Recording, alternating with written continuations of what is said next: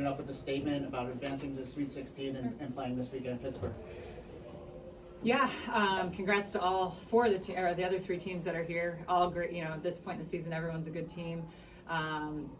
This group, and I've played against Pitt once years ago, but we've never been to this facility, so we're excited for the opportunity to be here and play a very good and seasoned Louisville team. So, Coach, obviously you guys have been on the 17-game winning streak. We dropped like one set during that time. How have you guys stayed so consistent over that time and just being as dominant as you are? I think this team has really done a good job of buying into little things. So, we might win a point, but did we execute within the point as well as we can? And I think they've understood the importance of every contact. So a ball needs to be on the net as compared to off the net. And they're just really competitive, driven young women that I think understand the value of every point. I guess for all three of you, what's this facility like for you guys? It's pretty small, but how do you guys think about playing in it and being in this environment tomorrow? I don't think they've seen it I yet. haven't seen Really? it. Oh, well. But I've seen it on TV and stuff. It looks cool, so I'm excited. But I think tomorrow especially we're just going to have to bring our own energy since we're not playing Pitt. But yeah, I think it'll be fun. I think we've done a great job of that this year, so yeah. Coach, you've talked about just playing your style of volleyball. What is that style of volleyball, and how are you hoping to channel that tomorrow? Well, I think just like Louisville, we feel like we're a pretty disciplined team. I think both teams are going to need to serve and pass well. Louisville's a great serving team. And so, those first contacts are going to be really important. And then, they've got hitters all over the place. So we're going to have to be disciplined defensively and then transition to attack. So, and then, we're going to have to be able to make plays all over the court. And again, being in system is going to be a key cog to making us successful offensively. You guys had a big send-off yesterday and just a huge ovation from the Omaha and Creighton faithful. So what does it mean to finally be here and be about 24 hours away from first serve? Yeah, definitely just like throughout the whole past week, like I felt the support from, other people in athletics, but just from the university as a whole. So we feel them behind us, even if they aren't like here physically. And I would just say like we're so excited. Like every time we get closer, like, ooh, like, yeah, like you said, like we're about 24 hours away, like we're 12 hours away. We just keep counting down because we're so excited. How do you try to treat it like any other game? I mean, the stakes couldn't be higher, but just trying to stay level-headed and stay within that style of volleyball that you talked about, Coach. How do you guys do that? Well, I think we just really lean on each other. I feel like we're all very confident right now because, we have a really close group this year and we all love each other so much, and I think we all trust each other so much and know that we're all going to do our job. And so I think that's really important to just lean on each other and play with confidence and just have fun. Like we know it's going to be a battle, it's going to be back and forth, and that's exciting. That's what makes it fun. That's why we do it. Coach, Anna Deir is one of the best players in the country. How do you plan to take care of a player like that as best you can, or do you even have a plan for that? What's going on? I hope we have a plan. Yeah, Deir is a stud, as are several other players on that team. So, I think in a scenario like that, it's not about shutting down a player. It's about not letting her take over the match. She's a kid that if something good doesn't happen to her, she's going to hit harder the next ball.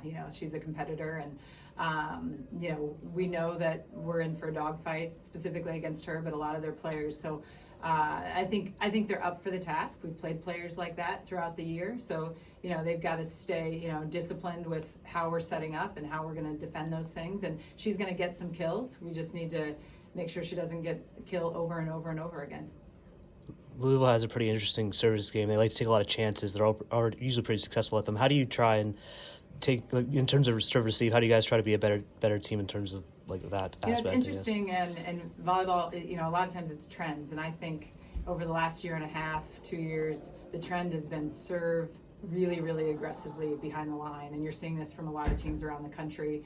I think it's following the men's game where they feel like they got to take a risk to be able to have a chance to score behind the line. So you're seeing more women's teams do this. So we've faced this throughout the year. I think a lot of teams' philosophy is go back and take some risk behind the line.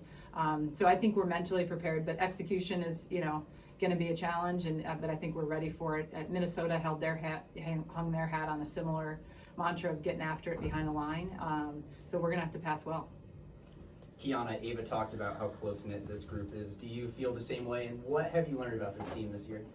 Yeah, I definitely agree. I feel like just from the beginning of the season, like we talked about how like obviously you'll have like your closest friends, but we just all want to be like best friends with everyone.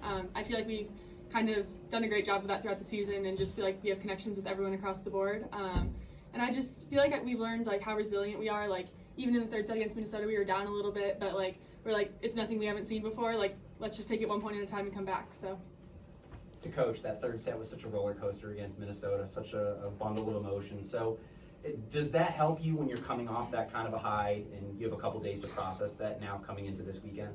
I think anytime you're punched, it's good for you. So, you know, resiliency, you can talk about it, but going through tough situations kind of builds that. And so that's another, you know, kind of shot in our armor of being able to handle, you know, a tough situation, being in a hole and being able to make plays in big moments. And, you know, they stepped up, and, you know, hopefully that'll pay dividends down the road. Obviously, you guys are from Nebraska.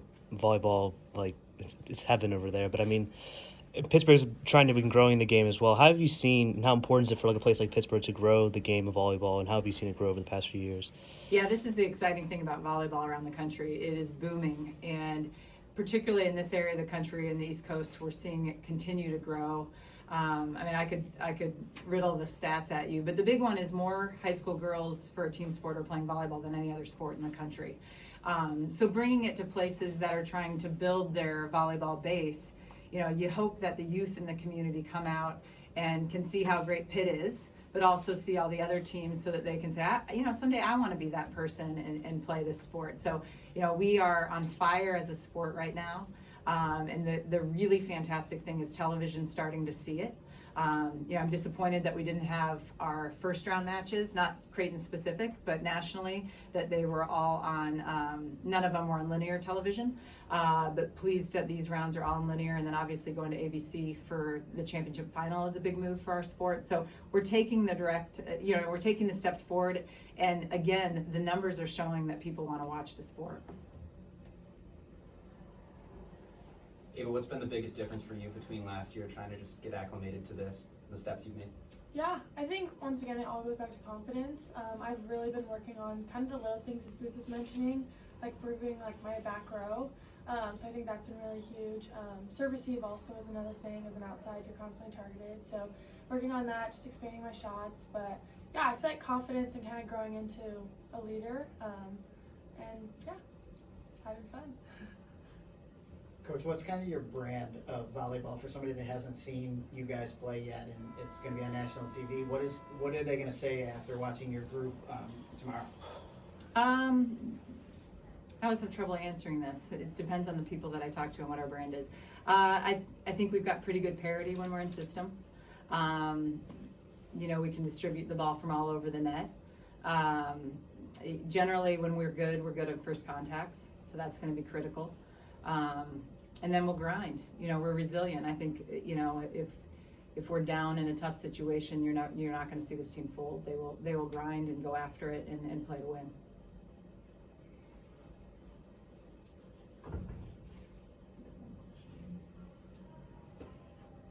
We'll have one question here on the Zoom. Okay. Hey, Tiana, this is Clayton here in Omaha. Just wanted to ask you, you know, as a senior and all the work that you put in to make it this far, I mean, you know, I know the journey's not over yet, but just, you know, what does it mean for you to be here on this stage and be one of the last 16 teams left, you know, out there in the tournament? Yeah, I mean, I think it's really special. After our first round game, I was talking to some of the girls who were seniors my freshman year when we lost to Minnesota, and they're like, come on, like when you go out there, like do it for us too. And one of my best friends graduated last year, so she didn't get like the opportunity to play in the Sweet 16. So I think it's like for this team now, but also like all the last years, like they've really built up the opportunity for us to be here. And I think we all recognize that. So we're really grateful for like the past teams, and then also like this year just working hard. So. And Coach, on that same note, you know, just the belief that you've had in this group and some of these veterans, you know, to make it to this point, and you know, just how satisfying is it for you to see that payoff and to reach this stage? You know, Saturday it was really, really fun. I think our focus has moved forward at this point. So, you know, now it's about preparing for a really good Louisville team, and you know, so I haven't spent much time since Saturday night on satisfaction. It's about being ready to play great volleyball again on Thursday. Coach Kendra will presumably be making her 100th start of her career. What has she meant to this team, being kind of a stabilizing force, and what does she bring to the table? Yeah, I think what makes Kendra special is she can do it all. You know, she obviously, everyone knows her as a setter, but she's a good blocker, good defensive player, a leader for the team, really cognitive, offensive, and so I think she's, you know, a threat in a lot of different ways. She's incredibly fast, so she can get her hands on balls that a lot of setters can't to keep us in system.